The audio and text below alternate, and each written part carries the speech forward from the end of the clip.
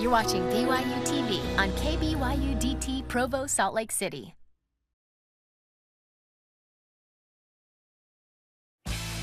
Next on a Black Friday BYUSN, what we want to see from the Cougar football team in the regular season finale at Stanford tomorrow. And no paradise in the Bahamas. So what's at stake in today's tournament finale for men's basketball? Got to get a win, man. Welcome to BYU Sports Nation, presented by the BYU Store, official outfitter of BYU fans everywhere. It is Friday, November 25th. I'm Jarom Jordan alongside Dave McCann. Dude, I love the vintage sweater. Yeah, well, it felt like great. It felt like the holidays are here. Yeah, you got the U.S. soccer going today. Let's beat England today. And I went with the other three letters.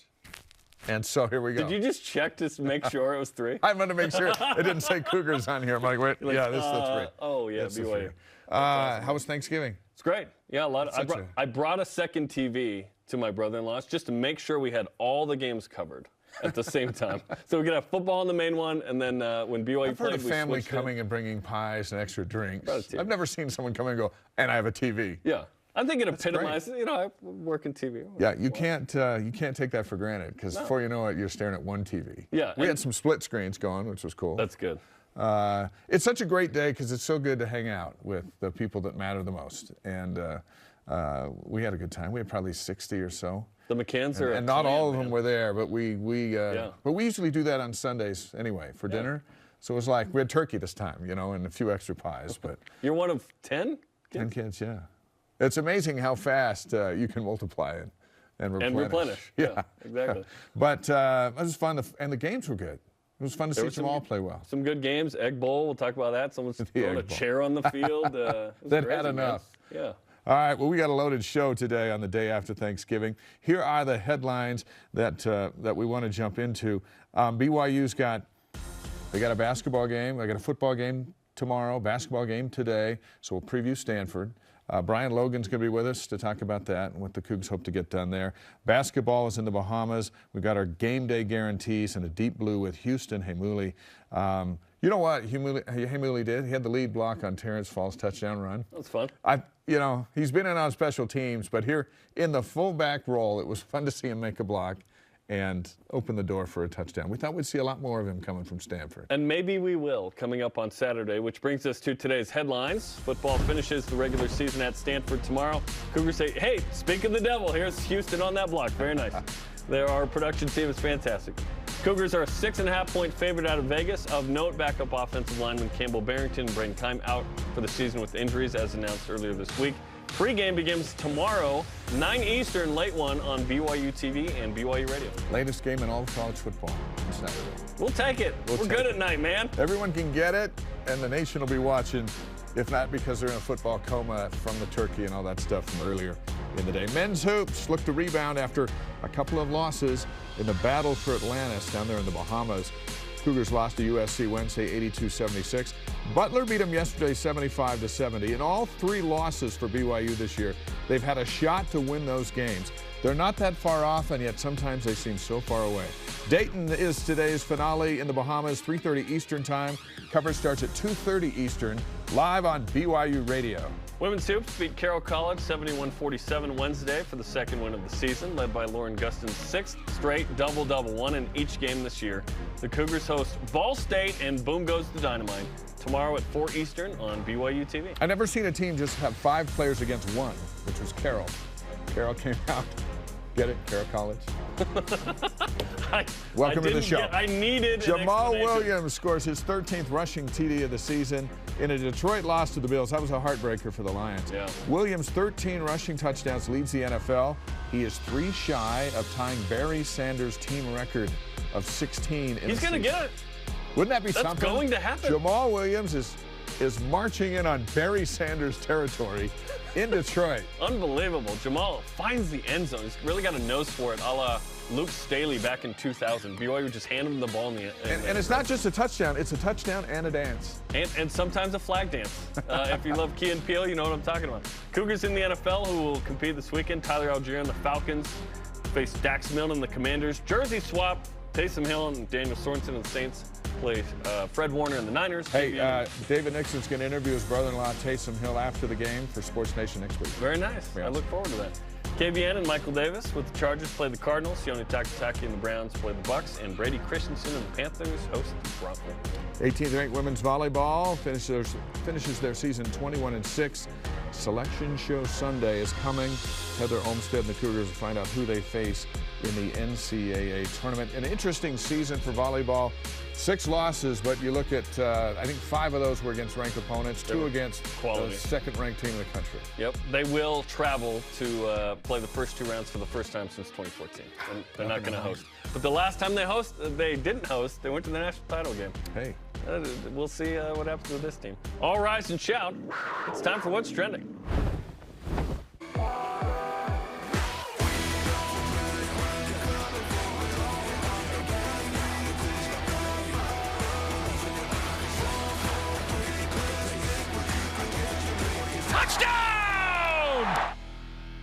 Hopefully more of those tomorrow on the farm in Palo Alto as the Cougars take on Stanford in the regular season finale in football. Stanford 3-8, BYU 6-5. So, Dave, what do you want to see from BYU in the game tomorrow? Off the field, I want to see more BYU fans than Stanford fans. I think that's a given. Oh, it's going to happen. We talked to the alumni director down there over Northern California, and he thinks it's going to happen. And tickets are reasonable because Stanford can't sell any tickets. So look for that. That's one thing I'm going to look for. Then down on the field, I want to see a complete game.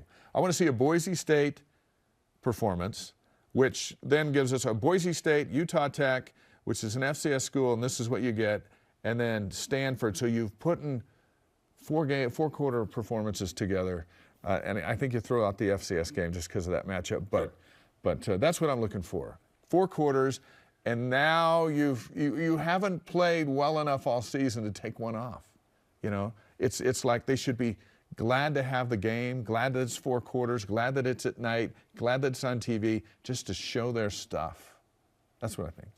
It'd be nice because, yes, there's only one game where BYU has won by 3 scores versus an FBS team, and that was South Florida. Ever since then, it's been teams that have won 6+ up to this point. This has not been last year where BYU had 4 FBS opponents that were below 500. Top to bottom, we didn't think this would be the case, but this was a tougher schedule than last year in that regard. There weren't as many top-heavy teams like last year where BYU actually defeated 2 final AP-ranked top 25 teams. You just don't like it. Utah, you love it, but Utah State, you got to tip the cap last year. They were a top 25 team when the season ended. But Stanford stinks, so it almost... but BYU hasn't been the greatest either. I don't think BYU stinks, but Stanford's terrible. They score 21 a game. They haven't in the last 6, by the way. They rush for 112 a game. I thought Stanford was this rushing offense. They've really struggled. Historically, they have. Historically, they have. Toby Gerhardt and Christian McCaffrey aren't walking through that door. They have had major injuries at the running back position to the point where they're playing Mitch Lieber, a safety. They're just decimated. Like, imagine if BYU lost for a single game. They didn't have anybody, no Chris Brooks, no Lopini, no Hinckley, and no Miles. Oh, wait a minute. BYU's gone through that too, it feels like. But at least one of those guys has been available in a game. Imagine not having all 3. They are bottom 25 in all these categories. 10th worst in sacks allowed, 2nd most fumbles lost in the country. There's an opportunity here to go and win convincingly. But at this point, I don't need a convincing win. I just need a win. BYU is, and I said this earlier in the week, BYU is begging for us to believe them in how they play. And we go, no, they're better than this. BYU is what they've been doing, okay? Which is the defense is not as good as we thought. They're banged up quite a bit. They can't run the ball effectively on offense. Therefore, they're not as explosive at times or even moving the chains. Yes, sometimes you can chuck it to Keanu Hill against Wyoming and Utah Tech, and it's going to work. But this isn't the same group that played Baylor. It's a very injured and less confident group. But I hope they realize that they can get to 8 wins still. Of course they do. And that they can finish on a high note with a win over a quality program like Stanford. They're not a quality team at the moment. But if you can win this game, finish the regular season 7-5, give yourself a chance for 8, beat Stanford, get that P5 win, I'm feeling good about that opportunity. That's an NFL quarterback across the line of scrimmage in Tanner McKee. And as you pointed out, and we talked about this week too, is it's kind of cool that there's 2 return missionaries in this game. I'm not sure we've ever had that in the history of college football, perhaps. Not two kids who went out for 2 years that are going toe-to-toe. That's pretty cool. TV. So that is cool. I'll take a win in any way. Does it need to be complete? Not for me. I just want to win because I would love to see BYU, despite all these injuries and issues, get to 8 somehow, and we go, At one point, BYU was 4-5, and we were feeling pretty bad about this. There's a lot of similarities between these two, and you've pointed out a bunch of them. One thing that jumps off the page to me is Saturday night will be Stanford's 10th straight game. They had their bye after week 3. BYU knows what it's like to go 10 straight games. You get hurt, you don't have time to get better. So at least BYU's coming off a bye, and then Utah Tech, and the BYU's more fresh coming into this game. But these two teams have combined for 10 running backs this season. All right, that's 3-8. This is 6-5. Yep.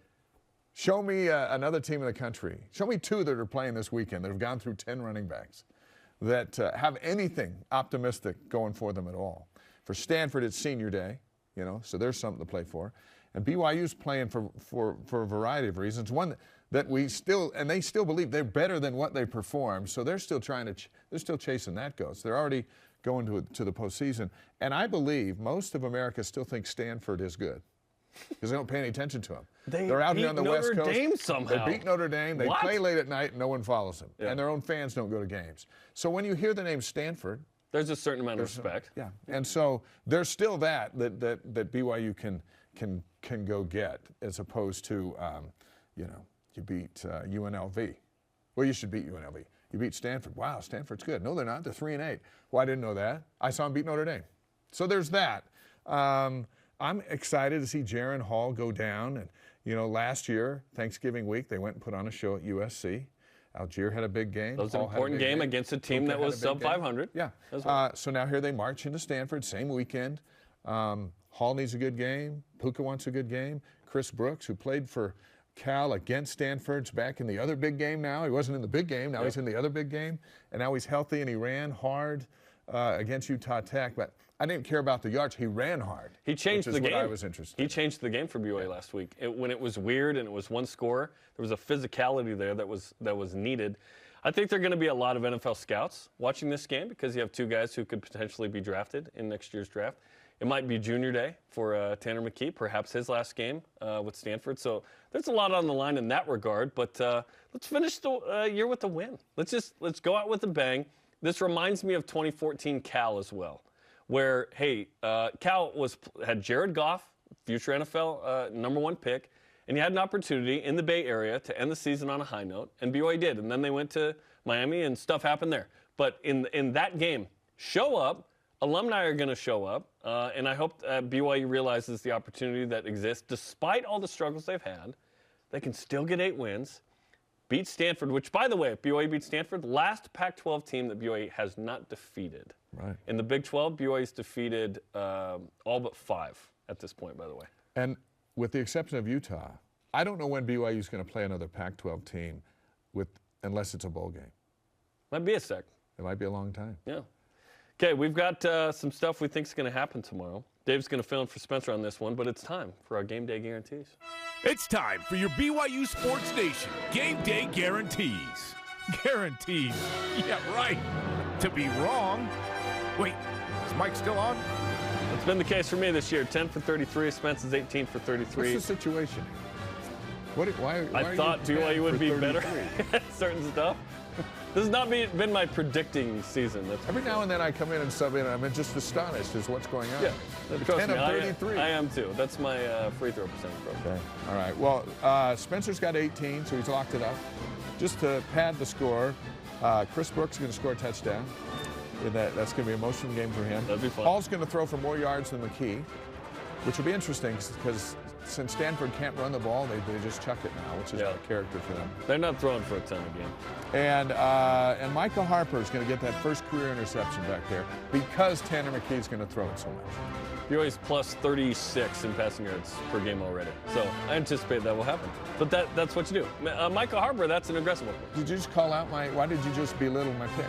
Because that's how we roll. You've got 10 wins on the season. Dave, have you watched the show? Do you know what I do? Number 1, BYU will have more total yards. Yes, they average more total yards also. Plus 79 on the season. That will happen in this game. Okay. 2, Stanford won't miss a field goal. Josh Carty is 16 for 16, including the weirdest finish to a game I've seen where it wasn't the game winner. Down 10, Stanford opted to kick a 61-yard field goal last week against Cal and made it. There were winners and losers in Vegas. Yeah, yes, there were. And number 3, Jake Oldroyd makes a field goal. The green cleats are back from 2016. Parents put him in the locker last week. Jake told me on the field before the game, and he's going to make a field goal. It's been a set. His wife posted on Instagram that his last kick was last week at the Wellwood Stadium. So he's down. He's good. So that sounds like he's out. Okay. He'll go down as one of the best kickers in school history, despite the slump he got himself into this season. Yes. Overall agreed. Kicked 16 in a row. Like, yeah. By the way, those 3 picks are way out on a limb. Congratulations. Super out. That's the way I. Well, now I'm like, I just got to mail them in. Be stunned. Except the Jake Oldroyd thing. It's a little more aggressive. Yeah. All right. Let's go on to the next. There's none of our picks in this one. What's on the line for BYU hoops today after starting 0-2 down in the Bahamas? They're playing Dayton in a short period. What? Couple hours. A couple hours from now. What do you think? What's on the line? Not much, because I don't expect this team to be an NCAA tournament team. I hope it's an NIT team, Dave. Certainly they have competed well with the better teams on the schedule, but they haven't won those games quite yet. As you mentioned, San Diego State and USC and Butler yesterday, which is the Alex Barcelo game. Came down to those 2, by the way, for him.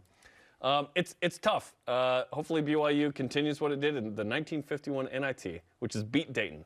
But this time not in New York City, in the Bahamas.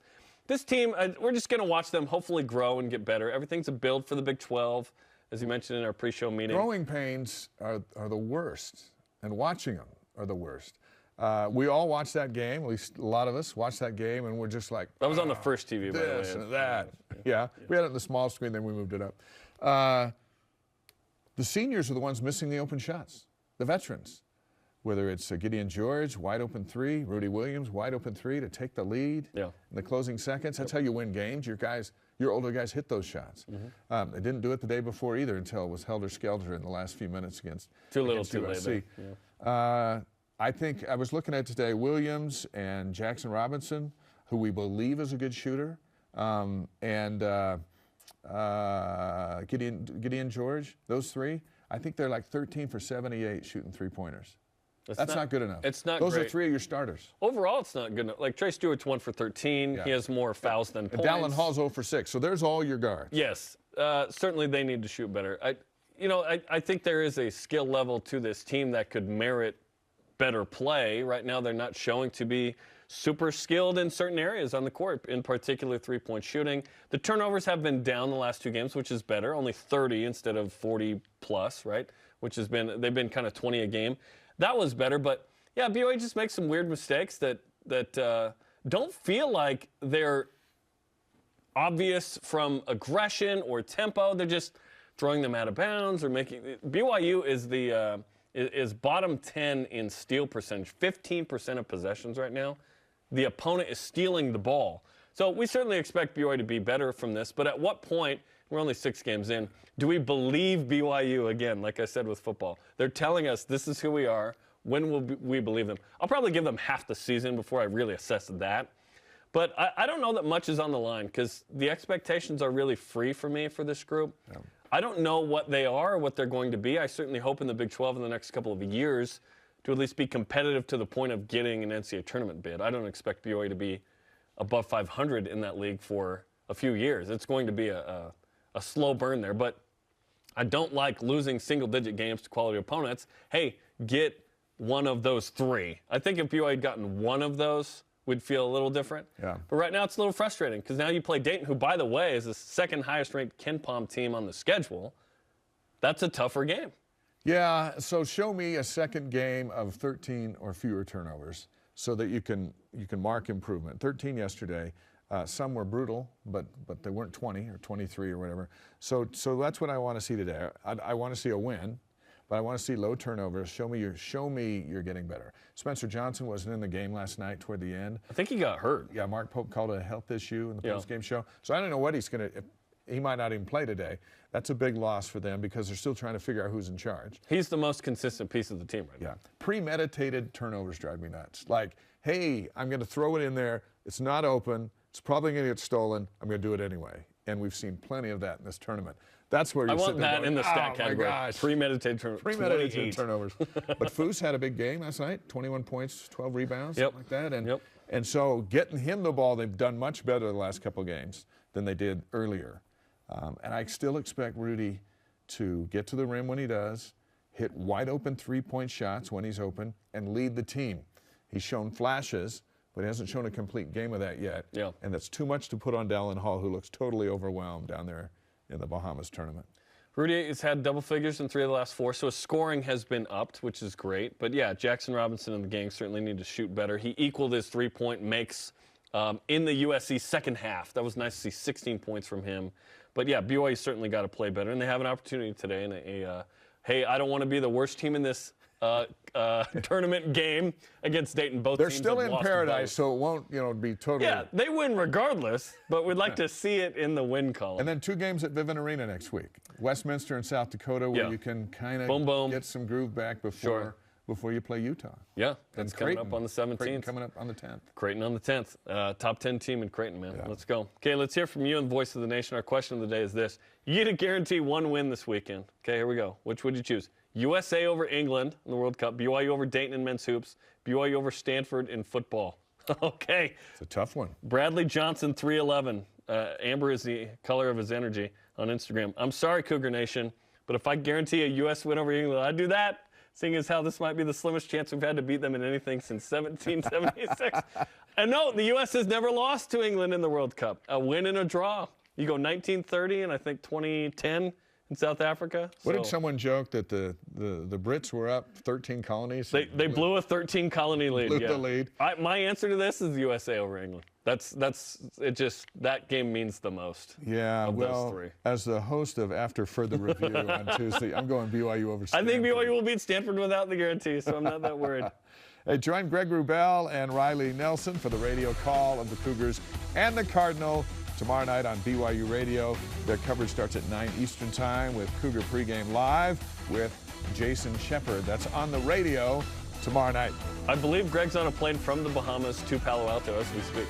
BYUtv football analyst Brian Logan will tell us what he expects from BYU tomorrow at Stanford. This is BYU Sports Nation. What's up, Brian?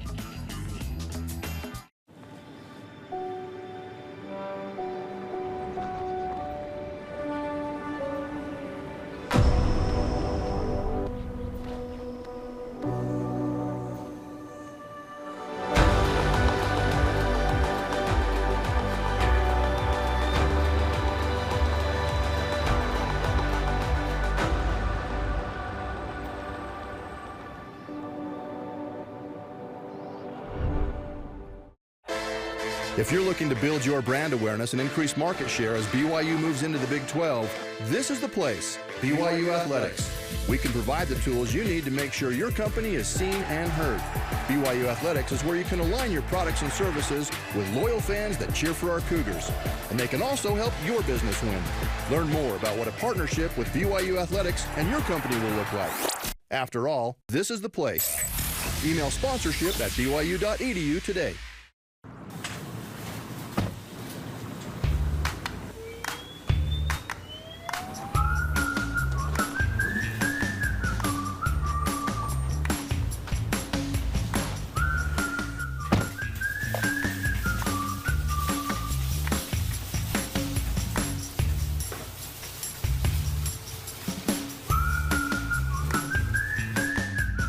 Quick crack.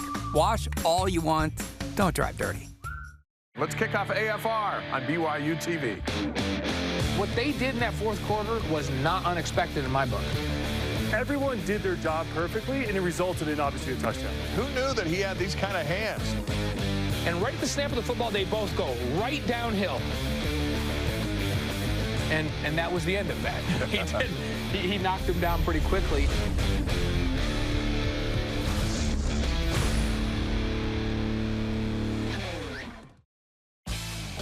Welcome back to BYU Sports Nation. Hopefully you got your 65-inch TV for 40% off at wherever you shopped on Black Friday. I know Dave did. Jarom Jordan alongside the aforementioned Dave McCann. Let's bring in Brian Logan. You see him on BYU Sports Nation Game Day. You're going to see him tomorrow night. He is joining us from wherever he is at this point. Brian, what's going on, man? How you doing? What's going on? I'm at the dealership. the Mercedes dealership waiting for my car. Way to drop the Mercedes part of that. You don't need an NIL. You're graduating. Oh, I'm sorry. I'm trying to get these NIL deals. The dating app. There's a pizza restaurant. I'm trying to do all this stuff, man. I missed out. I didn't have the opportunity to get those. So yeah. Trying my hardest. You did. They just would have been illegal. Yeah. Yeah, you're right. UNLV was pre-NIL back in the day. And, Reggie Bush they was were before pioneers his time. down in Las Vegas. Good handshakes. Bilo, we were asking the question of the day. If you could guarantee a win, would you take the USA over England in the World Cup today or the BYU win over Stanford tomorrow night? No basketball? BYU. No, I just threw that one out. BYU over Stanford. Yeah, that's BYU shocking. That's why you're on the game day crew. Shocking, right Brian. Well, Jerem's holding us right out for American soccer. No, didn't even. Yeah, think. I see the swag that he's wearing too. Let's go. I mean, Yeah, let's go. I mean, you should have me be the host. Uncle Dave, you should have had me be the host today. Well, we would have, but it sounds like you had car issues. Yeah. You're in Farmington. I'm here. Let's put 1 + 1. Someone's a little more available. Communicate. Technology that we have, we can do this. I mean, I've seen you and Spencer do it like this. So it's true. It's when none of you are available, though. You know what I'm saying? Okay, let's talk about this game tomorrow. Certainly an opportunity to finish the regular season on a high note against a team who struggled. Granted, Stanford's beaten Notre Dame, which is a weird anomaly on the schedule. Their offense kind of stinks. What do you think of this matchup between what we think are two NFL quarterbacks, P5? It seems like an interesting matchup. It does. The two quarterbacks are really intriguing. I think what's really, I would say, intriguing for me, I feel really confident that BYU going into this game is going to come out with a win. I think they'll be dominant. And that's why it's intriguing for me is because every game, even last week, I've been a little nervous. And, you kind of go into some unknowns and just based off how the team has been playing, you don't really know what to expect. And this time, for whatever reason, it's probably because Stanford is horrible and they look really bad. You look at their stats all the way across the board from offensively and even defensively, they're ranked last in a lot of those categories. So I know BYU has had some struggles. They're not ranked really well in certain categories either, but I am more confident in the BYU offense than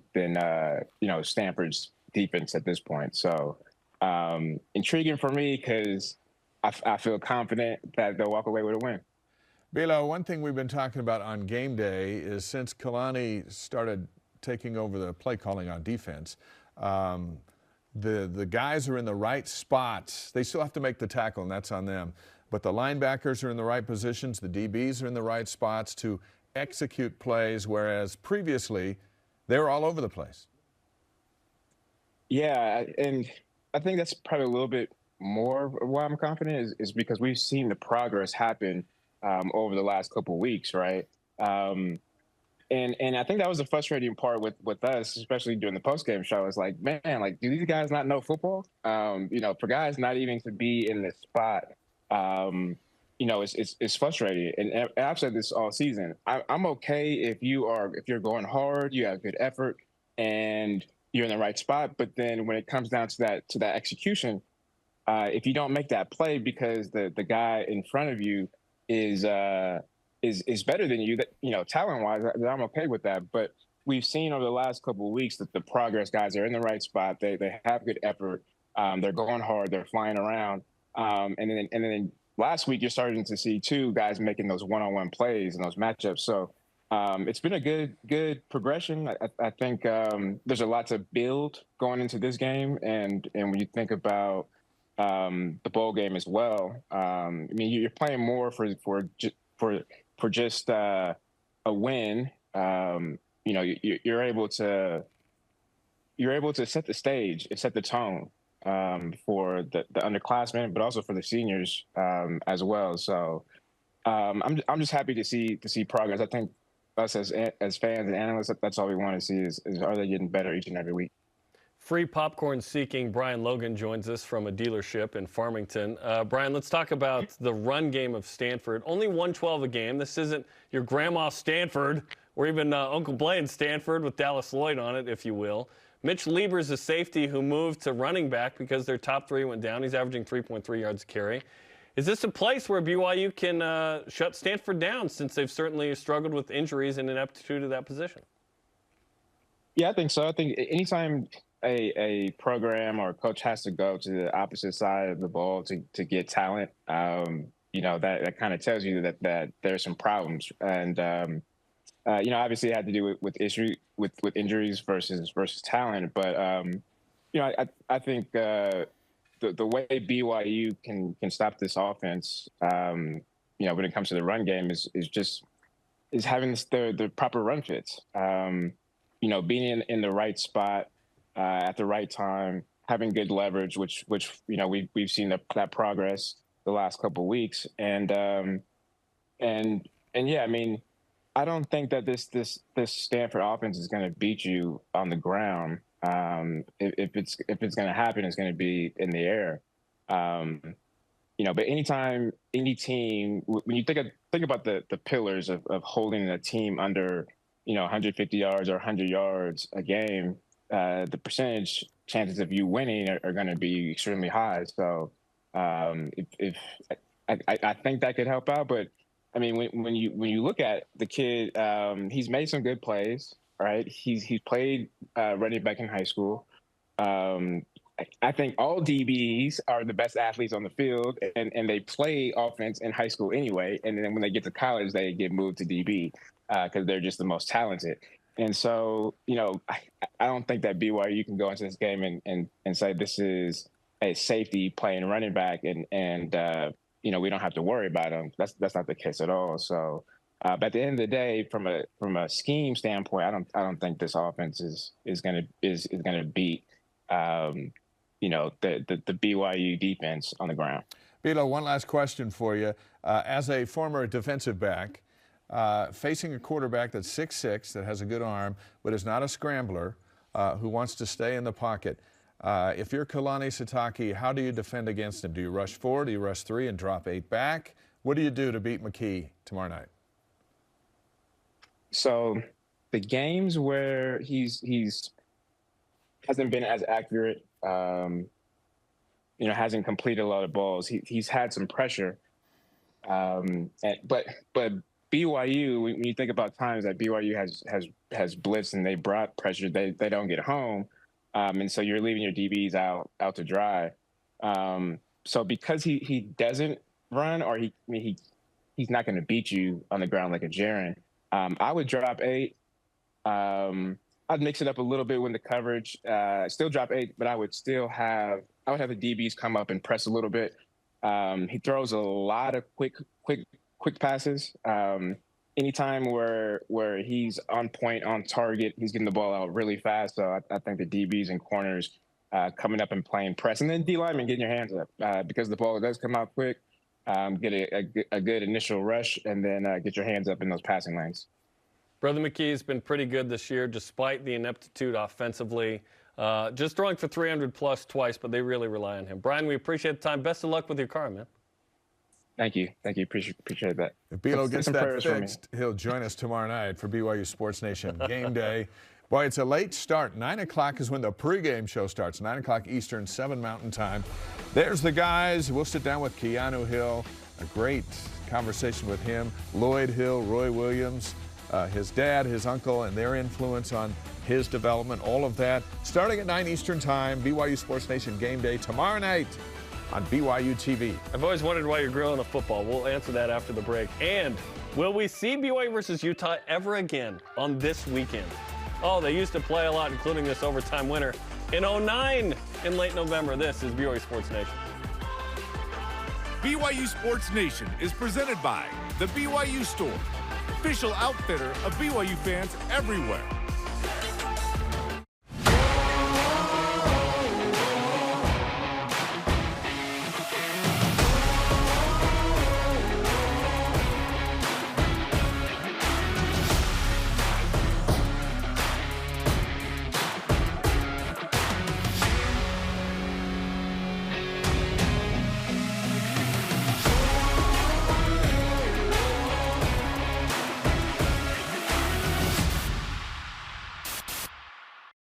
Utah is a special place.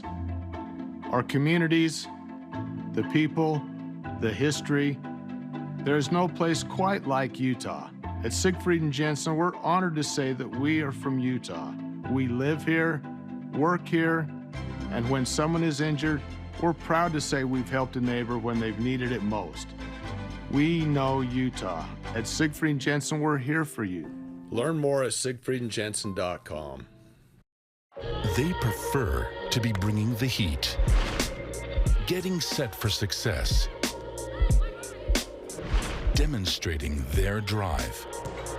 But when their blood and sweat turns to tears or anything else, we lay the groundwork for BYU's athletes to hit the ground running again. And you as well. Intermountain Healthcare, official medical provider for BYU Athletics. If there's one thing having a magic well full of wishes has taught me, it's that there are many kinds of magic. Grandma's granting wishes! It's supposed to be scaring you, not becoming your friend. You've more determination than anyone I know.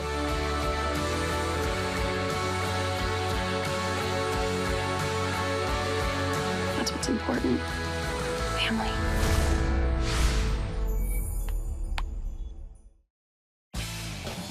This is BYU Sports Nation. Interact with the show and get great content throughout the day. Follow us on our social media platforms on Facebook, Twitter, Instagram, YouTube, and TikTok.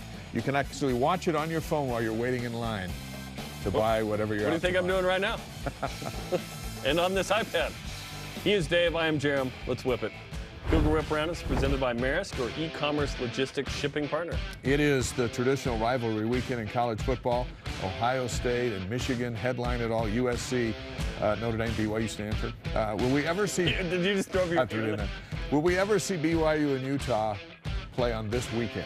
It'd be fun, but I don't think there's any way both will allow a non-conference game that late in the season outside of USC. Like USC has the traditional Notre Dame game. No, I am interested to see, like, is it a random team every year? Will the league put the same team every year for BYU? Will the Big 12 force a rivalry like the Pac-12 did with Utah, but no one cares about Utah, Colorado? Yeah, I don't see any chance. The only way is when Utah joins the Big 12, and then they just book it there. There you go. And the Big 12 would do that. Yes. If Utah's in the league. So that's the only way. And I would love that. I would love it as the season opener. If they're not going to be in the same league, that should be the season opener every year, and all summer leads to that. Some of the schools do that. Yeah, Colorado, cool. Colorado State do that a lot. Yeah, I think that'd be cool. But it's going to have to be a conference game to have it on Thanksgiving weekend. But you know what? Stranger things would happen. It's true. Season 6 of Stranger Things. Zach Wilson handled the situation much better on Wednesday afternoon than Sunday, taking ownership of the situation, Dave. How many weeks before we see him play? I don't know. I think the Jets are now married into this moving off of him for a little bit. I don't think it can just be 1 week unless the kid in front of him gets hurt. But I think that all is won over in practice. In the relationship with Zach and the players and running the offense, I think that's where that decision's determined. It can't be the court of public opinion because that's too all over the place for New York.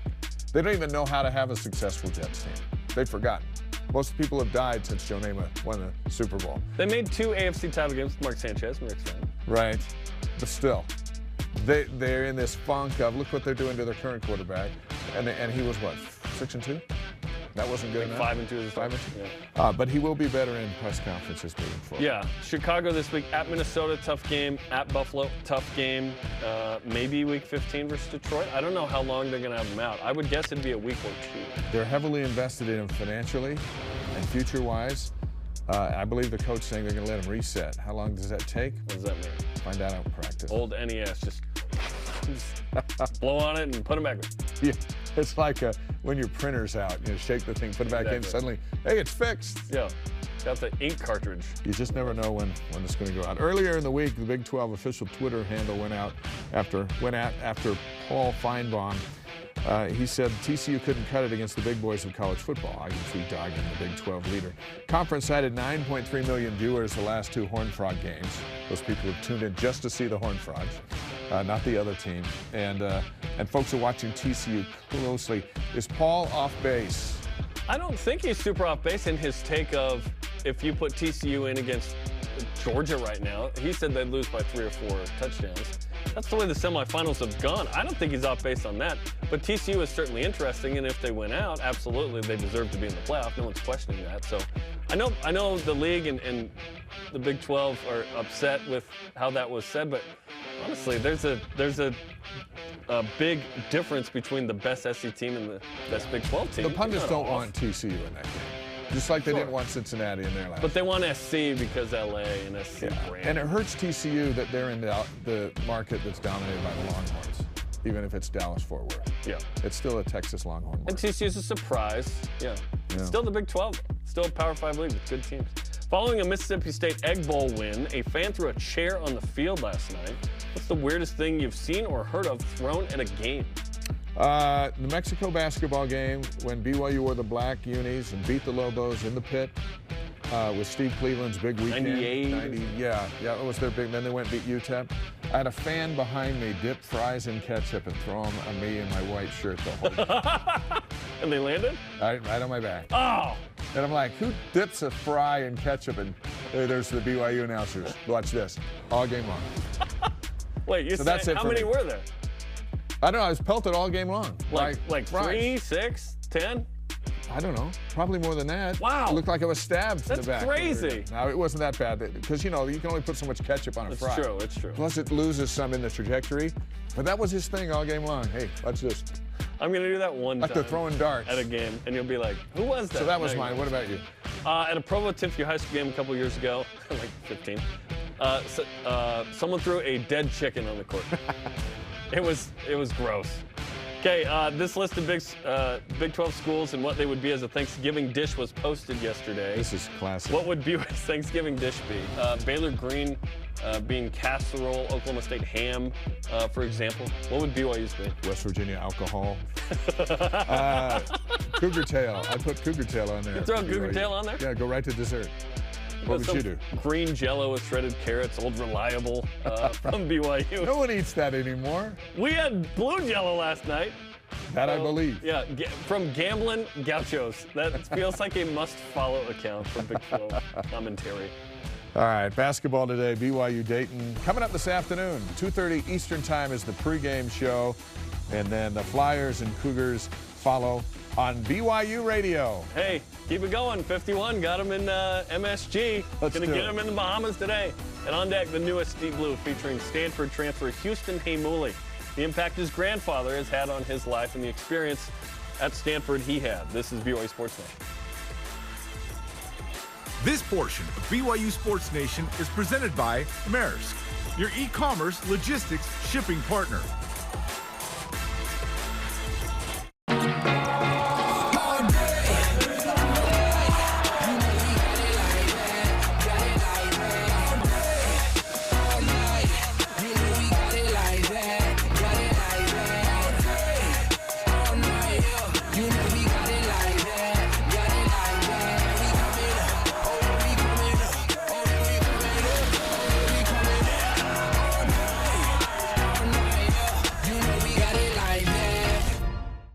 Football in Utah is all about the rivalries. Red, blue, quarterback, wide out, rewards.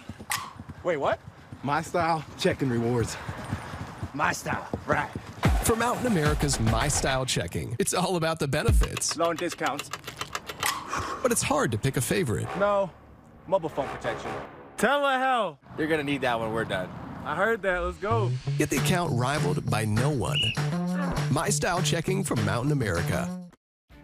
Tim Daly Ford in Spanish Fork offers a large inventory of Ford vehicles, including a selection of cars and trucks, providing a range of transportation choices. From the Ford Fusion sedan and the Edge crossover SUV to a range of pickups including the F-150. Each product line comes with options to enhance performance, comfort, and safety.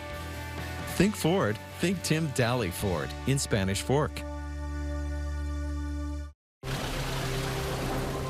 Oh, look at this place. Newsflash, this house comes with a resident ghost. Yeah, right. Some of us are trying to Madam. Good evening. It's nice to meet you. I'm supposed to be scaring you, not becoming your friend. This news is positively restorative. I thank thee, for love is stronger than death. Welcome back to BYU Sports Nation, live from Studio B on this Black Friday. Hopefully it's a good one where you've spent a crazy amount of time, if you want. After 4 years at Stanford, Houston Heimuli sought a new opportunity in Provo at BYU, where his dad was the all-time leading rusher once. Here's the newest Deep Blue with Houston Heimuli. This is my Grandpa Murray. This is my mom's dad. Best dad in the whole wide world, right? For my children, best grandfather. When we were little, my grandpa, got us all together, and, he's like, I'm going to show you guys the haka. It's who you are, I think. As a Maori, to be proud of their culture. It was really cool to finally get in touch with that part of me, and it was interesting. I was like, what is this? What's going on? And I've never seen someone so proud than when he saw his grandsons, his grandkids, be able to do the haka. I'm forever grateful to my father and to my mother and to our children, to Houston, for wanting to know how their heritage really builds the foundation of who we are. The night that Houston got the Stanford call was a late night after a football game. I believe it was the first game of the season, his senior season, right? He had only received previously one offer. Stanford didn't offer him anything yet, but they told him they're interested in him. He has not accepted an offer, and he had a good game. One of my best games of my career. And that's when he got a call. Hey, saw what happened at your game. Good job. We want to offer you a scholarship. And he's like, the reason is your mission. I attribute this to my mission, he said, we don't need you now, but we need you 2 years down the road. So if you go on your mission, this is a perfect fit. And then and there, I was kind of like, dang, put God first. And I kind of saw that little miracle happen in my life. I remember a lot of letters my grandpa would send me, handwritten notes, where he's like, just know that whatever you're doing is the right thing. My father was already going way downhill, and we knew that he was dying. And yet he just hung in there because he knew Houston was coming home. When I started to notice the letters weren't his handwritten ones and that news, I kind of started putting it together. In my head, I was just like, dang, I might not see my grandpa. But as soon as Houston came down that escalator at the airport, I said, what do you want to do, son? He goes, I want to go see Grandpa Murray. So we took him straight to see Grandpa Murray, where he was receiving care. And I made a song, My Mission, and so I sang it to him, and it was one of those things where music brings something different, and I just saw him expressing emotion. He started crying, and it was one of those things where I was like, dang, sometimes you may not always have the memory of everybody, but simple moments can bring something back out, and it was one of the most touching things I've had in years, especially seeing him again.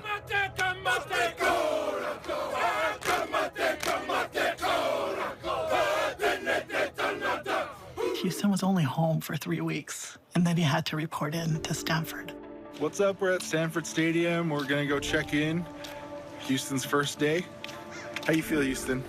Good, nervous and excited. Pumped. So when I got to Stanford, it was kind of, sad, for me, because I was like, dang, I really only had 4 weeks with my family and had to jump right into training, jump right into all these different experiences. He felt like the joy that he had playing football was kind of tested there. And that's beside all the whole pandemic happened while he was there. There was even a time where he couldn't even go on campus. They had him locked in a hotel forever.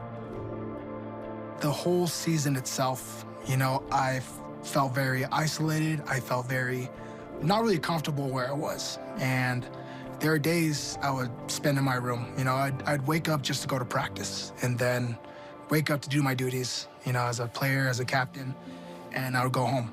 I wouldn't stay around. I wouldn't talk to people. I would go right home, try to watch a movie, try to find something to distract my mind, but in the back of my head, it was always like you don't belong here. Or it's things like why do you even want to be here anymore? Like, why should you even be around?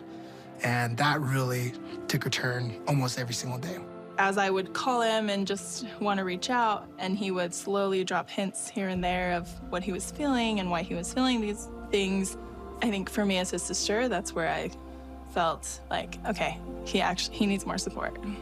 You know, whenever I think about my grandpa or whenever my mom, she would like bring something up, and I'd ask her for advice, like, you know, what do I do? She's like, do you remember when Grandpa did this? Do you remember Grandpa saying this? And then all of a sudden I'm like, oh, you're right. He did say this. He raised us in a very, you know, family-loving and gospel-centered home. And I really believe that, you know, when we pray to God and he asks angels to assist, sometimes he'll ask even his most experienced angels, like, who here knows Houston the best? And I can imagine my dad raising his hand, right, and coming to his help just to be there. I remember one time specifically, I was just like, dang, I need something. I need to reconnect somehow. And one of my equipment guys, I was like, I want to do a haka, but I want to do it on my own. I'm like, I don't want to see it. I want everyone to know, like, can you lend me a room that I can do this on my own? And so, you know, before the game, he opens his room to me. I sit there and I just do it. You know, I just remembered everything from my grandpa and just like connected with him, I feel like, on that level. And again, biggest thing is going back to your roots. You know, every time I feel lost, every time I felt, you know, especially during football, I do this and I felt rooted again.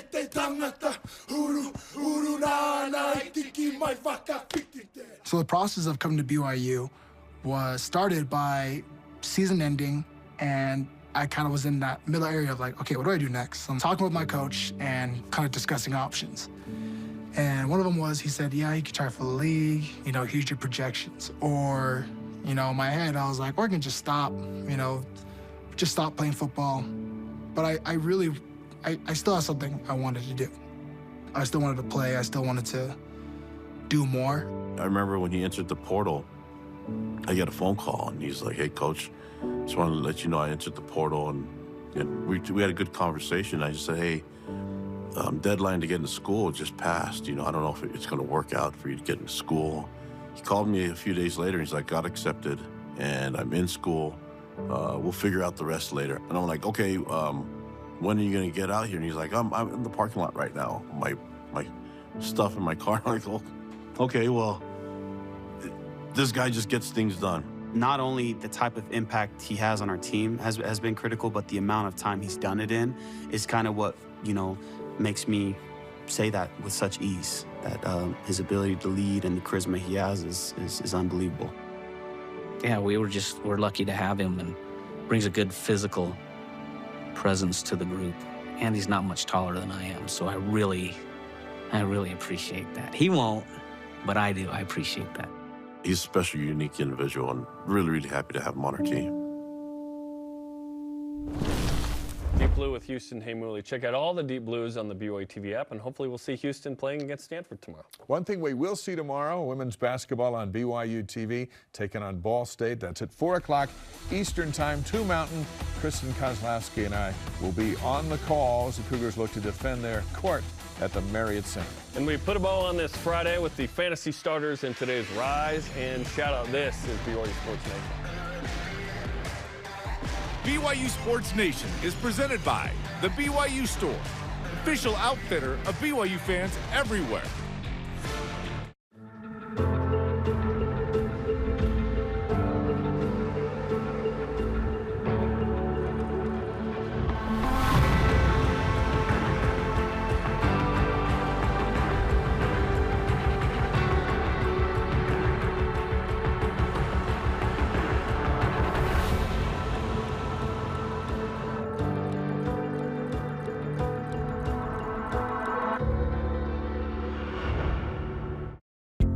Trio Orem Senior Living believes in empowering seniors to live life to the fullest. We help eliminate stress out of daily life when you live at Trio.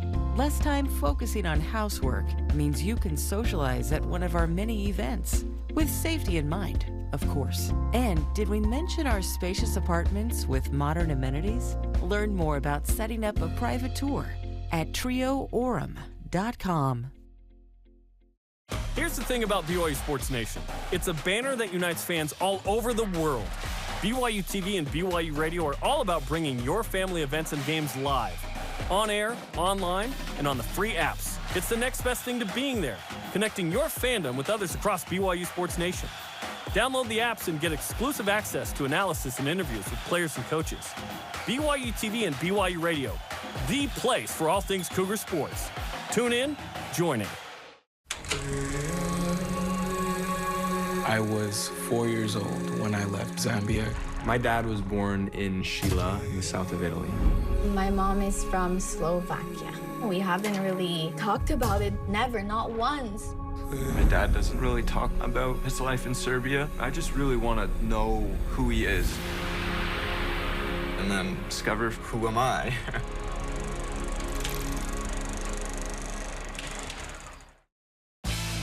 This portion of BYU Sports Nation is presented by Mountain America, the official credit union of BYU Athletics.